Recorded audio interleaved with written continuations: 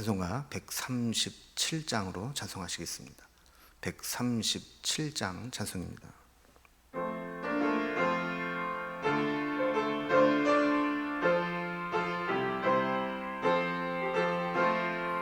하나님의 아들이 사람 몸을 입으사 이 땅 위에 오셨다.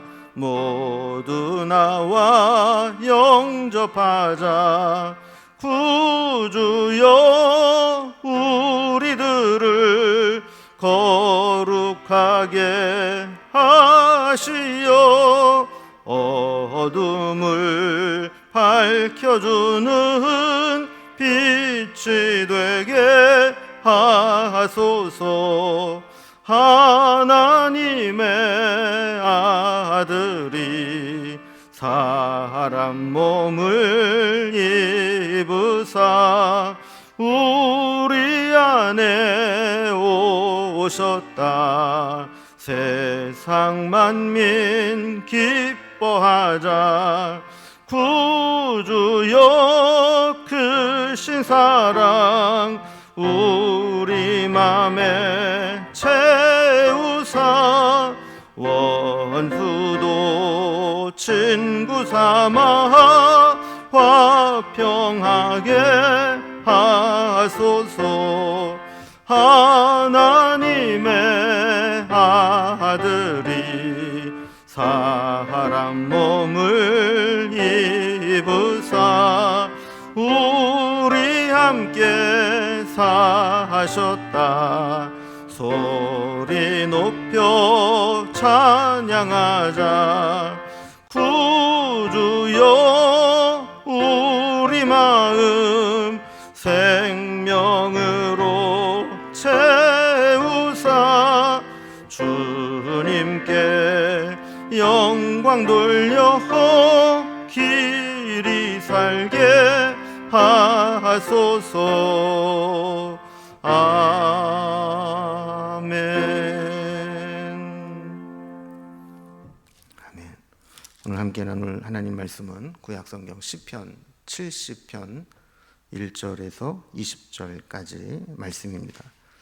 시편 72편 1절에서 20절까지 구약성경 852면에 있습니다.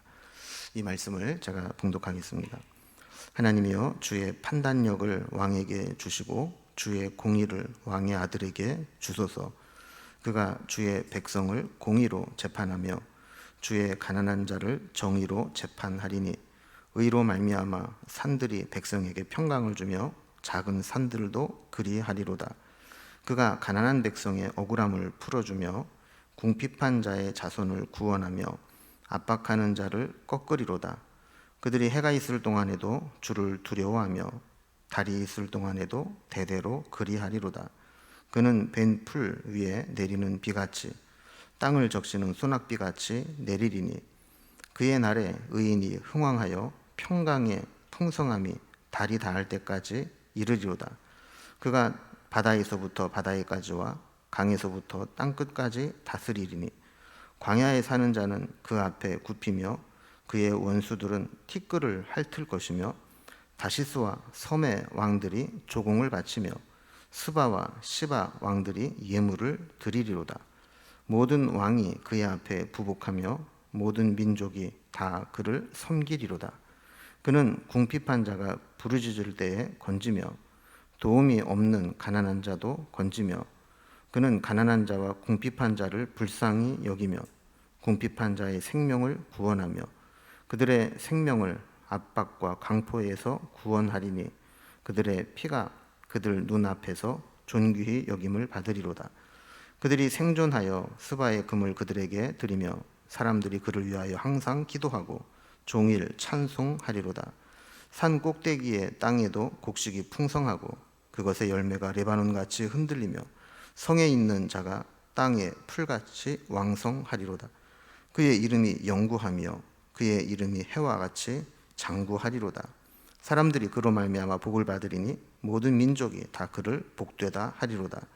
홀로 기이한 일을 행하시는 여호와 하나님 곧 이스라엘의 하나님을 찬송하며 그 영화로운 이름을 영원히 찬송할지어다. 온 땅에 그의 영광이 충만할지어다. 아멘 아멘. 이새의 아들 다윗의 기도가 끝나니라. 아멘. 어느 공동체든지 하나님께서 그 공동체에 주시는 최고의 가장 큰 축복은 그 공동체에 좋은 리더를 세워주시는 것입니다. 가정에는 좋은 가장을, 또 모임에는 좋은 회장을, 그리고 교회에는 좋은 목사를, 그리고 나라에는 좋은 왕이나 대통령 같은 지도자를 세워주시는 것이 가장 큰 축복입니다. 오늘 살펴보는 72편은 표제에 보면 솔로몬의 시 이렇게 되어 있고, 또 마지막 절 20절에 보면 이새의 아들 다윗의 기도가 끝나니라 이렇게 되면서 시편이 마무리됩니다. 그러면서 시편 150편은 총 5권으로 구분이 되는데 그 중에 두 번째 책인 2권이 마무리된다라는 것을 볼 수도 있습니다. 이렇게 보면 표제에는 솔로몬의 시라 이렇게 되어 있고, 또 마지막에는 다윗의 기도가 끝났다 이렇게 보는 것으로 보아서 어떤 학자들은 이게 다윗이 지은 시기는 한데 다윗의 뒤를 이어서 왕이 되는 솔로몬을 위해서 지은 시다 이렇게 해석을 하기도 합니다. 그래서 하나님이 원하시는 가장 이상적인 지도자, 가장 이상적인 왕에 대해서 설명한 시가 바로 72편이라는 것이죠. 하나님이 가장 완벽하게 세우시는 지도자는 어떤 사람의 능력이 뛰어난 것이 아니라 하나님의 뜻을 받들어서 하나님의 뜻대로 통치하는 자를 말하는 것입니다. 그래서 이 내용적으로 보면 사실 이것을 완벽하게 이룰 왕은 없습니다. 그래서 이 시는 어쩌면 우리의 왕의 왕으로 오시는 예수 그리스도를 예표하는 시다 이렇게 보기도 합니다. 어쨌든 하나님께서 세우시는 하나님의 통치를 받는 그런 왕, 그 왕이 어떤 왕인가에 대해서 우리 설명하고 있습니다. 오늘 본문을 보면 그 왕이 어떤 왕이 되었으면 좋겠는가 하는 것들을 몇 가지로 구분을 해서 고백을 합니다. 먼저 그 왕은 1절에서 4절까지 보면 그 땅에 정의와 공의를 시행할 왕이 되면 좋겠다 하는 기도를 드립니다. 두 번째 5절에서 7절까지는 그분이 이렇게 평강을 가져다주는 왕이 되면 좋겠다.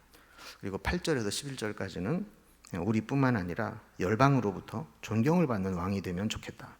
그리고 12절에서 14절까지는 궁핍한 자를 도와주는 왕이 되면 좋겠다. 그리고 15절에서 17절까지는 왕으로 인해서 백성들이 복을 받게 되는 그런 왕이 되면 좋겠다. 그리고 마지막 18절에서 20절까지는 이러한 왕을 주실 하나님을 찬양하는 것으로 시가 구성되어 있습니다. 그러면 한 단락씩 한번 살펴보겠습니다. 먼저 우리가 원하는 왕, 하나님이 세워주시는 좋은 왕은 정의와 공의를 시행하는 왕이 되기를 소망하는 내용입니다. 그래서 1절에 보면 하나님이여 주의 판단력을 왕에게 주시고 주의 공의를 왕의 아들에게 주소서 그랬습니다.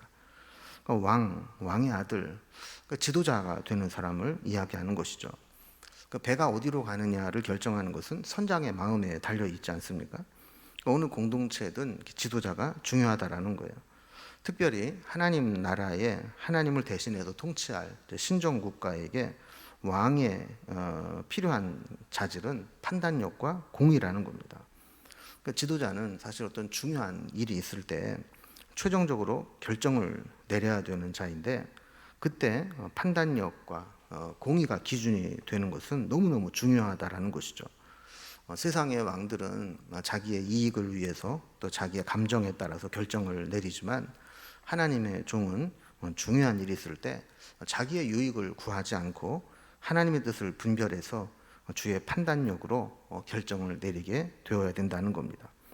두 번째로 신정국가의 왕이 필요한 자질은 공의다 그랬어요. 판단력과 더불어 필요한 것은 공의를 행하는 것인데, 사람들은 다 욕심이 있습니다. 그래서 권력을 가진 지도자는 욕심을 버리지 못하면 그 욕심을 채우기 위해서 공의를 깨트려 버리고 맙니다. 그래서 지도자가 잘못되는 가장 일반적인 패턴은 힘 있는 자들과 결탁을 하면서 힘 없는 사람들에게 불이익을 가하고 힘 없는 자들의 것을 빼앗아서 함께 이익을 공유하는 것이죠. 그래서 2절에 보면 그가 주의 백성을 공의로 재판하며 주의 가난한 자를 정의로 재판하리니 그랬어요. 모든 왕들이 다 그렇지만 특히 하나님의 대리자로서의 이 왕은 억울한 처우를 당하기 쉬운 가난하고 힘없는 자들에게 공의로운 재판을 통해서 그 힘없고 가난한 자들이 불이익을 당하지 않도록 해줘야 될 의무가 있습니다. 그래서 3절에 보면 의로 말미암아 산들이 백성에게 평강을 주며 작은 산들도 그리하리로다 그랬습니다. 그러니까 최고 이 꼭대기에 있는 왕이 공의를 행하고 가난한 자들에게 손해를 끼치지 않고 오히려 그들의 편에서 도움을 주는 공의를 행하게 될 때 밑에 산과 작은 산들에 해당하는 이 중간 지도자들, 이 작은 크고 작은 그 밑에 있는 지도자들 역시 백성들에게 자기의 욕심을 채우지 않고 위에 왕이 행했던 것을 보면서 공의를 행할 수밖에 없다라는 고백을 하는 것이죠. 그러면 왕과 그 밑에 있는 지도자들이 이렇게 공의로 다스리게 될 때 어떤 일들이 일어나는가? 4절에 보면 그가 가난한 백성의 억울함을 풀어주며 궁핍한 자의 자손을 구원하며 압박하는 자를 꺾으리로다 그랬습니다. 그리고 세상에 많은 힘 있는 자들, 왕들은 힘 있는 사람들의 손을 들어줍니다. 늘 힘과 권력을 가진 사람 편에 섭니다. 반대로 힘 있는 자들, 권력을 가진 자들의 편에 선다는 것은 힘 없는 자들을 무시하고 때로는 버릴 수도 있다라는 것이죠. 사실 왕의 입장에서 보면 힘 없고 가난한 자들은 숫자가 많아도 오히려 나라가 그들을 도와주고 지원해주고 또 부담만 되는 존재들이지 도움이 되지를 않다고 느끼게 됩니다. 그러나 하나님의 나라를 다스리는 왕은 그렇게 이익을 따라서만 다스리는 게 아닙니다. 오히려 가난하고 힘 없는 자들의 편에 서서 그들이 억울함을 당하지 않도록 공의로 통치하면서 이 세상에서 힘 있는 자들로부터 지지를 받지는 못할지 모르지만 하나님께서 그 자리를 채워주실 것을 믿고 끝까지 공의로 다스리는 자가 하나님이 세우시는 왕이라는 거죠. 세상적으로 보면 힘 있는 자들과 손을 잡아야 권력을 오래 유지하고 편안하고 이익이 될 것처럼 보이지만 실제로는 역사의 주관자이신 하나님께서 이렇게 공의를 행하는 자를 지켜주시기 때문에 오히려 그것이 진정한 왕이다라고 고백하는 겁니다. 자, 두 번째로는 평강을 주는 왕이 되기를 소망합니다. 자, 5절에 보면 이러한 공의의 통치가 대대로 이루어지기를 소망하는 것이죠.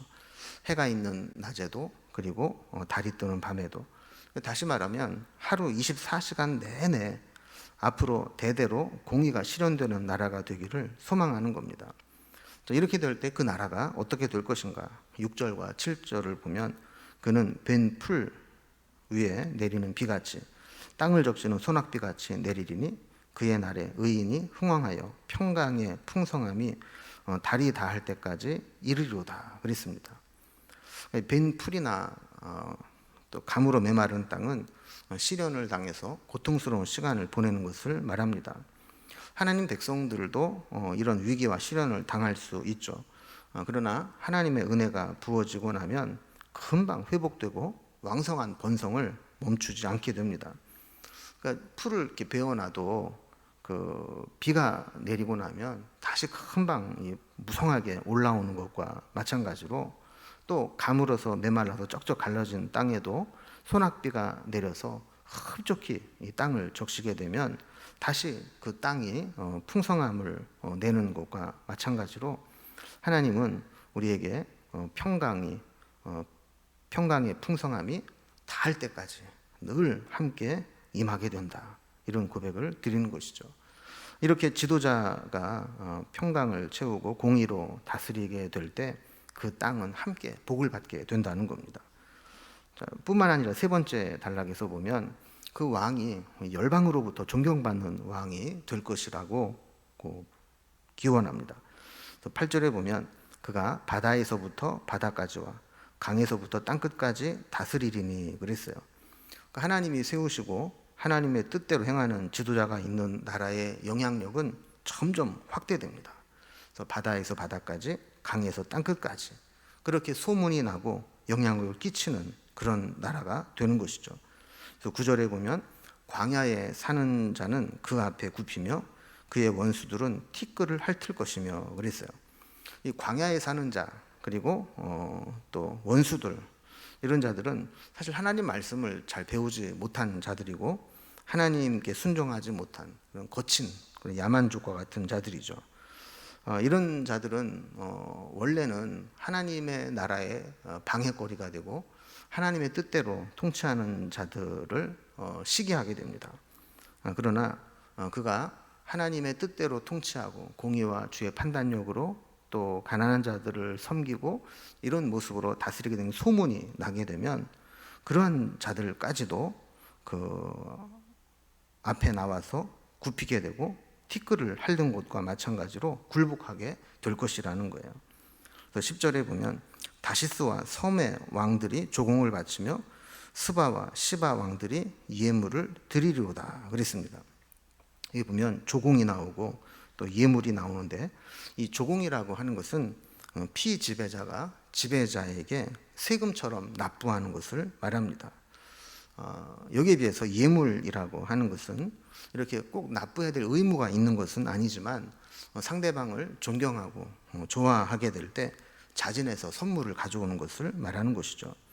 그러니까 하나님이 세우신 지도자가 하나님의 뜻대로 공의로 통치를 하게 되면 이 주변에 있는 나라들이 악하게 대하지 않는다는 겁니다. 더 괴롭히지 않고 더 가까이 가고 싶어하고 정말 존경하고 좋아하는 그런 관계가 유지되어서 조공과 예물을 가지고 나와서 함께 협력하고자 한다라는 거예요. 11절에 보면 모든 왕이 그의 앞에 부복하며 모든 민족이 다 그를 섬기리로다 그랬습니다. 그러니까 하나님의 나라는 확장성이 있습니다. 그래서 지금 시작은 미약하고 작은 것을 심는 것처럼 보이지만 하나님의 말씀대로 믿음으로 하나님의 뜻대로 통치하는 왕과 그가 다스리는 나라는 점점 좋은 소문이 나게 돼 있고 그 소문들로 말미암아 모든 사람들이 다 좋아하는 그런 공동체를 이루게 된다는 거예요. 자, 네 번째 단락에서는 하나님이 세우시는 지도자는 궁핍한 자를 도와주는 왕이 되면 좋겠다 하는 기도를 드립니다. 12절 이하에서는 왜 세상 사람들이 모든 나라와 민족이 또 하나님의 나라의 통치를 칭송하게 되는지 이유를 언급하는데 12절에서 14절까지 말씀을 쭉 이어서 보면 그는 궁핍한 자가 부르짖을 때에 건지며 도움이 없는 가난한 자도 건지며 그는 가난한 자와 궁핍한 자를 불쌍히 여기며 궁핍한 자의 생명을 구원하며 그들의 생명을 압박과 강포에서 구원하리니 그들의 피가 그의 눈앞에서 존귀히 여김을 받으리로다 그랬습니다. 그러니까 아까 우리가 살펴본 4절 말씀에도 하나님이 세우신 지도자는 가난한 백성의 억울함을 풀어주고 궁핍한 자의 자손을 구원하며 압박하는 자를 꺾는다 그랬는데 여기에서도 보면 궁핍한 자, 가난한 자가 억울함을 당하지 않도록 그들이 부르짖을 때 건져주고 불쌍히 여기고 구원해 준다라는 거예요. 그러니까 하나님이 세우시는 왕은 진짜 이 지도자는 이렇게 가난하고 궁핍하고 힘없고 이런 자들을 억울하지 않도록 건져주는 왕이라 하는 겁니다. 자, 그래서 다섯 번째 단락으로 보면 이런 왕을 지도자로 섬기고 있으면 백성들이 복을 받게 된다는 거예요. 그리고 왕의 통치가 우리에게 큰 축복이 되고 그로부터 우리에게 내려지는 은혜가 있는 그런 왕이 되어주기를 기도합니다. 이렇게 하나님의 백성들을 하나님의 뜻대로 다스리는 왕이 지도자가 세워지면 어떤 결과가 나타나는가? 15절에 보면 그들이 생존하여 스바의 금을 그에게 드리며 사람들이 그를 위하여 항상 기도하고 종일 찬송하리로다 그랬습니다. 자, 여기에 이제 그들은 이제 12절 이하에 살펴본 궁핍한 자, 가난한 자들입니다. 그래서 그들이 궁핍하고 가난한 가운데서 생명의 압박과 강포를 받았을 때 그 지도자를 통해서 생명의 건짐을 받고 구원을 받은 자들이죠. 자, 이런 자들이 은혜를 받고 나니까 스바의 금을 왕에게 바친다 그랬어요.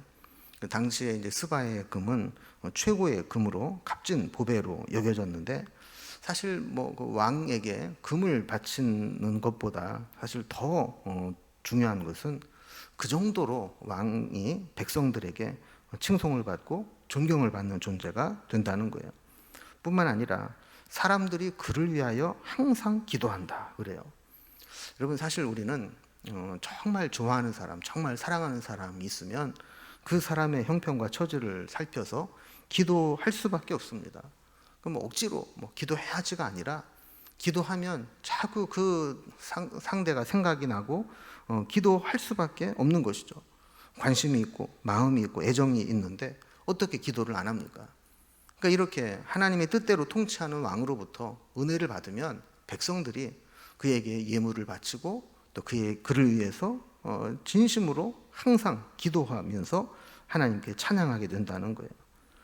16절에 보면 하나님의 풍성한 은혜를 주신다고 또 고백합니다.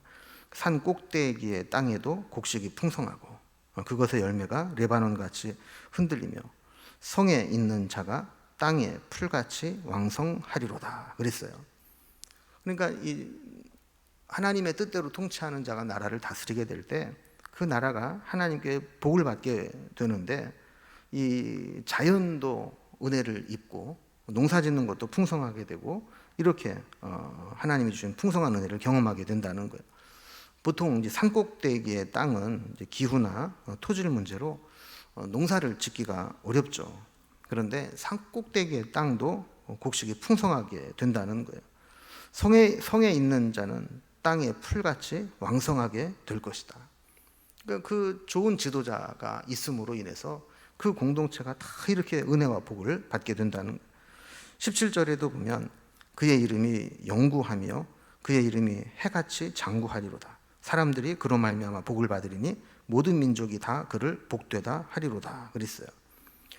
그러면 때로 사람은 이걸 보면 이제 선택을 해야 될 때가 있어요. 지금 당장 눈에 보이는 이 풍족함이나 부유함을 따라 살 것인가, 아니면 지금 당장 나에게 이익은 되지 않지만 존경받고 명예로운 삶을 선택할 것인가. 이거를 구분하는 가장 중요한 이제 기준이 하나님의 뜻대로 하느냐 아니냐 이거죠. 하나님의 뜻대로 나라를 다스리고 지도자가 되면 나에게 지금 당장 눈앞에 이익은 없을지 모르지만 시간이 지나고 나면 존경과 명예를 얻게 되고 또 함께 잘 살고 함께 은혜와 복을 누리게 되고 그 이름이 장구하게 되는 해같이 빛나는 그런 삶을 살게 된다는 거예요. 자, 이런 지도자를 모시고 살면 얼마나 좋을까요? 그래서 이러한 지도자, 이런 왕을 주실 하나님을 찬양하는 것으로 마지막 이제 단락이 마무리가 됩니다.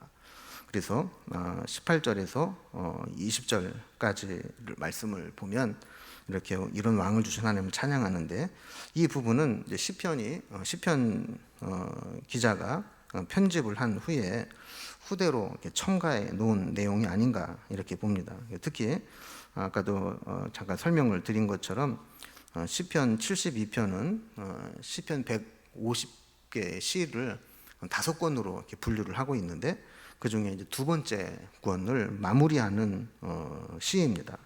그래서 이제 모든 내용을 고백한 후에 이 2권을 마무리하면서 18절 말씀을 보면 홀로 기이한 일들을 행하시는 여호와 하나님 곧 이스라엘의 하나님을 찬송하며 그 영화로운 이름을 영원히 찬송할지어다. 온 땅에 그의 영광이 충만할지어다. 아멘 아멘. 이렇게 아멘을 두 번 반복하면서 하나님을 찬송하는 것으로 이제 두 번째 권 2권을 마무리하게 됩니다. 그러면서 아까 말씀드린 것처럼 20절에서는 이새의 아들 다윗의 기도가 끝나니라. 그래서 이제 시편 한 권이 마무리되는 것들을 의미하게 됩니다. 자, 오늘 말씀을 이제 정리해 보면서 우리에게도 가장 큰 하나님의 그 축복은 좋은 지도자를 하나님이 세워 주시는 것입니다.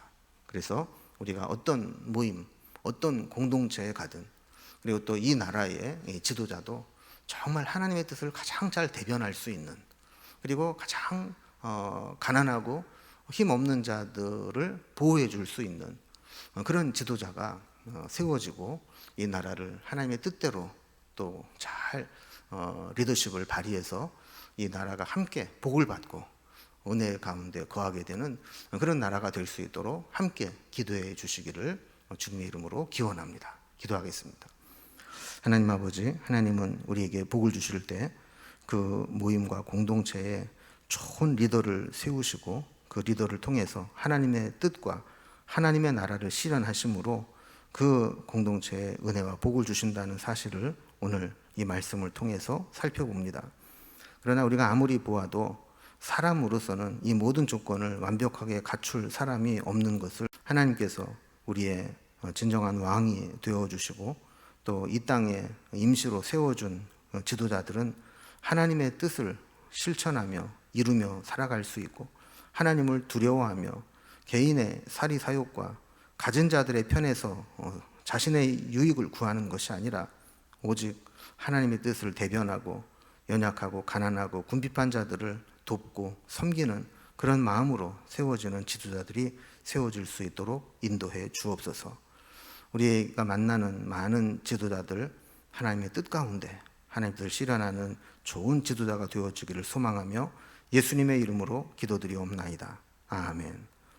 각자의 기도 제목들로 자유롭게 기도하시겠습니다.